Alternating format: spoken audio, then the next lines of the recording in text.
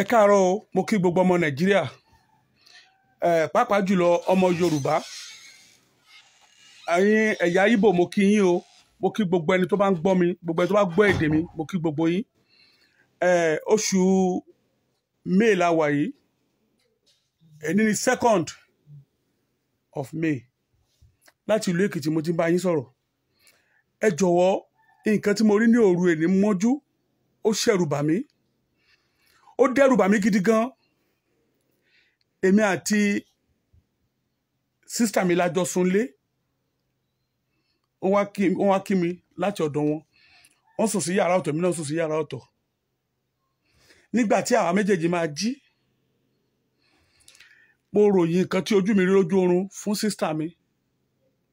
Wípé wọ́n fi hàn mí wípé ogun ja ìlú Èkó. Sísítà mi lanú lẹ̀. Ó ní nǹkan tí òun rí mọ́jú náà nìyẹn. Bí èmi ṣe rí tèmi rèé, sísítà mi kàn sọ fún mi briefly pé àwọn sárura nílùú Èkó àtọ̀tọ̀ àtòsí pé gbogbo èèyàn ń sunkún, ẹni ká kú sáré káàkiri, kò sẹ́ni tó lè dúró, ọlọ́mọ mọ́mọ́, aláàbúrò màbúrò mọ́, kò sẹ́ni tó lè dúró tìrọ. Sísítà mi, my own sister, blood sister, ló sọ àláì fún mi ní àárọ̀ ibi àṣejù orí bẹ́ẹ̀dì mo ìwà, mi ò tí ì jẹun epo, mi ò tí ì jẹun iyọ̀, mi ò tí ì mu omi sẹ́nu. Ọlọ́run àánú dẹ̀ ń gbọ́. Ìfihàn lélẹ́yìí kì í ṣe àlá. Mi ò kí ń lọ ṣọ́ọ̀ṣì o, mi ò dẹ̀ kí ń lọ mọ́ṣáláṣí, mi ò dẹ̀ kí ń foríbalẹ̀ fóríṣà kankan, ṣùgbọ́n mo gba Ọlọ́run alààyè gbọ́, mo gba Ọlọ́run akọ́dá ayé àti ẹ̀ṣẹ̀dá ọ̀run, mo gbà gbọ́. Ó dẹ̀ máa ń tọ́ mi sọ́nà, mo ń bá sọ̀rọ̀, ó ń gbọ́, kò dẹ̀ kúrò ní ìtọ́sọ́nà mi láti ìgbà tí mo ti dìímú. Sísítà mi ṣàlàyé àlá tiẹ̀, mo wá kó àlá tèmi, mo wá ṣe àlá ti tèmi, mo fẹ́ sọ fún yín báyìí. Mo láláì débi pé mo sunkún jáde sójú ayé, ẹ̀rù bà mí, omi jáde lójú mi. Mi ò mọ nǹkan tí mo lè ṣe mọ́. Bí mo ṣe wà, bí mo ṣe láàlá yẹn, ẹ̀rù yìí bà mí síbẹ̀síbẹ̀ gẹ́gẹ́ bí ọkùnrin. Mi ò lóògùn, ṣùgbọ́n mo lọ́lọ́run ọba, mo dẹ̀ ní àyà kí nǹkan tó lè gbomi lójú mi ó pẹ́. Mo ní àyà gidi gan, mo ní àyà, kò sẹ́ni tí mi ò lè kojú ẹ̀, mi ò gbéraga. Ṣùgbọ́n eléyìí dẹ́rù bà mí, ó ṣò mí lọ́wọ́. Àwọn Fúlàní, wọ́n gba gbogbo Èkó. Ọlọ́run gbọ́ bí mo ṣe rí, mo ṣe ń sọ yìí. Ẹ̀yin wòlíì ńlá, ẹ̀yin alágbára ńlá, pásítọ̀ Adébóyè, pásítọ̀ Yòdépò, pásítọ̀, mi ò mọ orúkọ àwọn pásítọ̀ ọ̀sán yẹn torí mi ò ń fi bẹ́ẹ̀ tẹ̀lé wọn, mi ò mọ mọ́ọ̀tì ń pa wọn, bọ̀ àwọn tí mo rí pọ́n popular ni wọ́n yẹn. Bàbá Mountain of Fire, gbẹ̀yìn bàbá ńláńlá àwọn yẹn tó yẹ pé aládùúrà ńláńlá ni tẹ́ gbàgbọ́ nínú Ọlọ́run, tó tẹ́ bá mọ̀ pé lóòótọ́ l'Ọlọ́run lò yín, ẹ jẹ́ k'Ọlọ́run lò yín fún Nàìjíríà, má yẹ k'Ọlọ́run lò yín fún owó nìkan. Ẹ má yẹ k'Ọlọ́run máa lò yín fún owó àpò ara yín nìkan, ẹ jẹ́ k'Ọlọ́run lò yín fún Nàìjíríà. Ẹ gbáradì àdúrà, àsìkò fún àdúrà lélẹ̀ tí Nàìjíríà ní ìdàdúrà. Èmi tí Ọlọ́run fi eléyìí hàn, mi ò ń lálà anyhow, mo lè bá lálà odidi ọdún kan, mo lè má lálà, ṣùgbọ́n tí Ọlọ́run bá fi nǹkan mi lójú oorun, ìfihàn ni, kì í ṣe àlá. Eléyìí tí mo rí ìfihàn gédégbé ni. Ó ṣe wá jẹ́ pé àwọn méjì péré la sunlé, àwọn méjì wá lárò àlá kan náà ní ìgbà kan náà. Ọlọ́run fi nǹkan kan náà hàn àwa méjèèjì ní ìgbà kan náà. Ohun èlò tí ò wúlò rárá, tí ò tí ò lágbára rárá, Ọlọ́run lè lò fún ohun èlò tó lágbára. Bí náà ṣe lágbára tó, bí náà ṣe lè pa gbogbo ìlú run tó, omi lásánlàsàn á pa iná run. Kò sí ọ̀nà àrà tọ́lọ́run ò lè gbà jíṣẹ́ tiẹ̀, tí ò dẹ̀ lè gbà rán àwọn ènìyàn. Kì í ṣe wòlíì nìkan l'Ọlọ́run rán sí ìlú. Mi ò sọ pé mi wòlíì, mi ò dẹ̀ sọ pé èmi, tó àwọn èèyàn lè pè mí ní Joseph Alala, tó àwọn èèyàn lè pè mí ní orúkọ báwọn èèyàn lè pè mí, ṣùgbọ́n bó ṣe fi hàn mí, ẹ̀rù bà mí. Àwọn Fúlàní wọ́n wa táǹkà yálé ní 500, ó ti pọ̀ jù, petrol tanker filled with petrol. Wọ́n dẹ̀ wá wọ Èkó from nowhere, only God knows. Wọ́n wá park àwọn petrol tankers ẹ̀ sí strategic places, kò sẹ́ni tó fọ́nra, strategic places in Lagos. Wọ́n yí Èkó ká pẹ̀lú petrol tanker yẹn. Gbogbo àwọn ilé epo tó wà ní Èkó pátápátá, gbogbo àwọn filling station tó wà ń bẹ̀ pátápátá, wọ́n bẹ̀rẹ̀ sí í ṣí reservoir wọn, wọ́n bẹ̀rẹ̀ sí í sọ bọ́ǹbù síbẹ̀, wọ́n bẹ̀rẹ̀ sí í sọ iná síbẹ̀ sí reservoir wọn. Their strategic was well planned and they executed it perfectly and brilliantly. Mo rí ní ojú àlá yẹn. Wọ́n bẹ̀rẹ̀ sí í sọná sínú àwọn táǹkà yẹn. Wọ́n bẹ̀rẹ̀ sí í sọná sínú àwọn táǹkà yẹn. Táǹkà ń gbaná, táǹkà máa ń jó bí almost 1 kilometre. A máa jó lọ, a máa jó ilé lọ.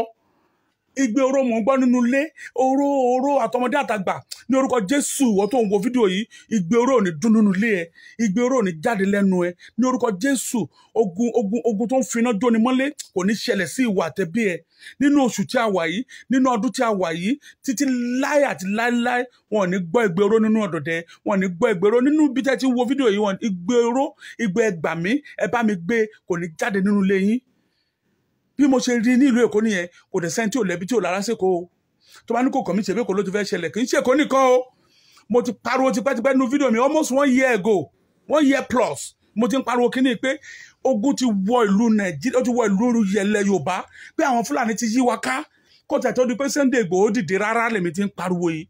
Kí Sunday Igboho tó gbógun dìde fún àwọn Fúlàní lèmi ti ń pariwo yìí. Wọ́n fi hàn mí náà ni. Bó ṣe fi hàn mí ń gbà yẹn náà rèé tí mo pariwo. Ṣùgbọ́n kò sẹ́ni tó dá mi lóhùn. Ó ti wá hàn sí ojú àwọn alágbára ń sìn, ó ti wá hàn sí ojú àwọn leaders ń sìn pé lóòótọ́ làwọn Fúlàní ti wà ń bẹ̀. Ṣùgbọ́n síbẹ̀síbẹ̀ àwọn leaders tá a gbọ́kànlé kò sí nǹkan tó kàn wọ́n pẹ̀lú ogun àwọn Fúlàní yìí. Ogun 2023 náà bá kiri. I want to become president. I want to become president by all means. I want to become president by all means. If you become the president and everybody is killed, who are you going to rule? Who are going to be your subjects? Why don't you first solve the problem that is confronting your people before talking of what's running for presidency? For crying out loud. Aṣáájú Ahmed Tinubu, aṣáájú ènìyàn ló yẹ kó jẹ́, kì í ṣe aṣáájú òṣèlú. Aṣáájú kan rere. Nigeria is in trouble. I know you are brilliant. I know you are very, very brilliant upstairs. Why can't you just sit down with meaningful people from Yoruba land? Sit down with meaningful people, call a meeting. Ẹ pera yín jókòó, báwo la ṣe fẹ́ ṣẹ́gun àwọn Fúlàní? Fúlàní ti gba Yorùbá tán o. Ẹ̀rí nǹkan tán ṣe nílẹ̀ Ìgbò, wọ́n pa wọ́n léjìdá. Every blessed day náà pa wọ́n pẹ̀lú strategy, wọ́n á máa parọ́ pé àwọn no government kan ni. Àwọn Fúlàní náà ṣe. Now ilẹ̀ Yorùbá ń sìn, wọ́n ti gba gbogbo ilẹ̀ Yorùbá pátá, wọ́n ti bẹ̀rẹ̀ sí operate ni, wọ́n dẹ̀ máa bẹ̀rẹ̀ sí operate 2023 kọ́lọ̀njọ́ kó hold ni o, kọ́lọ̀njọ́ kó jẹ́ election 2023 kó hold ni o. Ẹ lọ kọ sílẹ̀, mo tún ti sọ báyìí, ẹ lọ kọ sílẹ̀. Mi ò ń ṣe wòlíì, mi ò tẹ́ ń lọ ṣọ́ọ̀ṣì rárá, mi ò dẹ̀ ń kúnlẹ̀ síwájú wòlíì kankan kó gbọ́ lé mi lórí láyé. Mi ò nífà kankan, tí mo ń dá kọ́nà kan láti mọ ọ̀rọ̀ ìlú, no. Mi ò dẹ̀ ń forí balẹ̀ foríṣà kankan, ṣùgbọ́n mo gba Ọlọ́run alààyè gbọ́. Èyí tí mo sọ yìí, ìwọ tó ń gbọ́ mi, tó bá wùn ẹ́ kó gbàdúrà, tó bá wùn ẹ́ kó má gbàdúrà, tó bá wùn ẹ́ kó múra, tó bá wùn ẹ́ kó má múra, ṣùgbọ́n èmi Ọ̀dúndún Asọ̀dẹ̀dẹ̀rọ̀ bó ti sọ tèmi lé nìna. Bó ṣe rán mi ni mo ṣe sọ. Ẹ̀yin ọmọ Nàìjíríà, ẹ̀yin ọmọ Yorùbá, ẹ jọ̀ọ́ ẹ jẹ́ ká dìde sọ̀rọ̀ yìí. Ṣèbẹ́ni tó gún bá sọ fún pọ́ńbọ̀ ló ń fògùn jà. Gbogbo àwọn Oòduà tó ń kóra jọ tó ń sọ pé àwọn lóògùn, a máa fògùn kojú wọn. Ṣèbí tó bá sọ fún ẹni, ṣé irú bí mo ṣe sọ pàlà ìwáyé yẹn, ọ̀nà oró fẹ́ lògùn fífẹ́ gbèjà báyìí. Ogun tó mú yàn lójú oorun, níbi tó ti ń sùn, tó ti dáná sí táǹkà àti táǹkà jó gbogbo ilé lọ bí ilẹ̀ bí ẹni, tó dáná sí petrol station. Petrol station wà ní almost every nook and cranny of Lagos ní petrol station wà. Even Gọlá Ìkùlé, everybody buy petrol station, no business tó tún ṣe káàkiri, and government is not even talking about that. Is that safe? Governor Sanwo-Olu, why are you not doing anything about this situation? Also, Fulani people will come in multitude from the northern parts. Wọ́n máa kóra wọn pẹ̀lú trailer. Immediately they bá ti dé Kara, tán bọ́ọ̀lẹ̀ báyìí, tán ti lè wọnú àwọn inú igbó wọn yẹn, rí wọn mọ́ nìyẹn. Nobody will be able to trace them. Wọ́n gbé yẹn, wọ́n pa wọn lójoojúmọ́, wọ́n pa àwọn tó ń travel lọ sí Ìbàdàn, wọ́n pa àwọn tó ń travel láti Ìbàdàn, wọ́n pa àwọn tó ń travel lọ sí Ògbómọ̀ṣọ́. They are killing people on daily basis. Our leaders are not doing anything about it. Adẹ̀pẹ̀ yín leader, irú leader rádaràda wo ni yín? I am not here to insult anybody, I'm sorry, and I'm not here to even boo any politician. I'm not booing you, mi ò boo yín o. I'm not booing anybody, but I am just saying it as it's so painful. It is so painful that our leaders can just ignore a very clear war that is approaching our doorstep. They're not doing anything about it. So the baba ká àwọn mọ́nú yàrá tó ká àwọn mọ́lé tó wá pa gbogbo àrùn tán, tàlẹ́ wá fẹ́ rule. Ẹ̀yin gẹ́gẹ́ ṣe rò pé máa escape ni. Tọmọtọmọ yín ló máa run sí. Kì í ṣe àwọn mẹ̀kúnnù nìkan, ẹ̀yin náà máa nípìn bẹ́ẹ̀.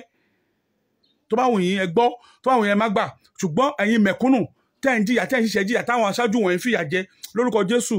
Ogun àtẹ̀jà á yọ wá kúrò nínú ogun yìí, kò ní nípìn nínú ẹ̀, kò ní ká wa mọ́lé. Àwọn tó ń jẹ gbì, àwọn náà máa kú gbì.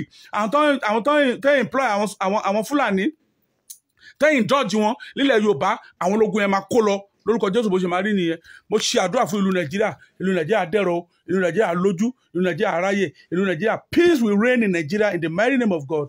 Mo sọ tèmi náà, ọdún dàsọ dédé rọ, ó tún sọ tiẹ̀, ẹni ní 2nd of May 2002. God bless everybody.